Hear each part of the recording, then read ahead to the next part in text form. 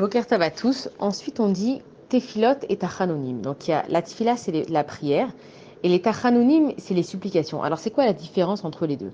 La prière, ça veut dire que je dois prier avec kavana, je dois prier avec concentration. Ça veut dire que si je prie machinalement sans me concentrer, autant arrêter de faire la tefila. Ça veut dire, Dieu, il ne me demande pas de faire la tefila envers lui. Dieu, c'est le moment où je vais parler avec lui.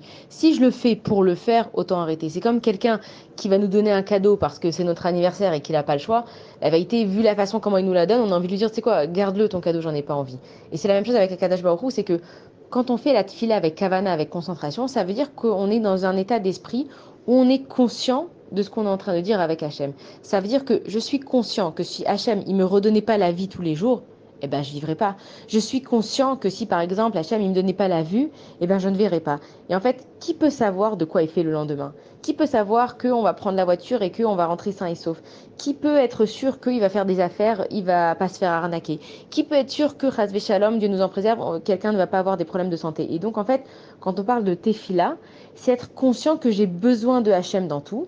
Et donc, Hachem, il va m'envoyer des épreuves pour que je me tourne vers lui et que je l'oublie pas. Ça veut dire que les épreuves qu'on a dans la vie, des fois, on se dit, mais pourquoi et comment je vais faire et encore et j'arrive plus, j'ai plus les forces. C'est pas dans cet état d'esprit qu'Hachem il veut qu'on soit. Hachem il nous envoie des épreuves pour que on réfléchisse pourquoi cette épreuve elle m'arrive. Alors si on arrive à faire une analyse assez profonde, on va peut-être trouver pourquoi ça nous arrive, mais si on n'arrive pas à trouver pourquoi, on se pose pas de questions. On va chez Hachem et on lui dit regarde Hachem, tu m'as envoyé une épreuve, je sais que j'ai quelque chose à corriger chez moi, est-ce que tu peux m'aider à surmonter cette épreuve en m'envoyant les forces nécessaires? Et la supplication, c'est les prières qui vont naître des émotions qui viennent du cœur. David Ameller il dit et je porte les fanav siri, je verse devant lui ma plainte. Tsarati les fanav aguide, ma souffrance devant lui je déclare. Et en fait, devant Akadosh Baruch Hu, quand je fais des tachanonim, je vais verser ma douleur, je vais verser ma souffrance, mes angoisses, mes peurs, mon anxiété. En fait, je vais sortir ce qui me fait mal dans mon cœur et qui va me donner différentes émotions. Et notre fila, en fait, elle ne doit pas être une routine. Et les différentes épreuves de la vie, elles sont là justement pour créer différentes émotions. Ça veut dire que chaque épreuve, elle amène son lot d'émotions.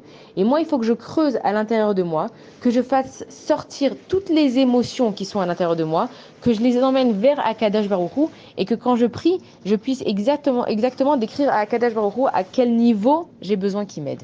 Bonne journée à tous.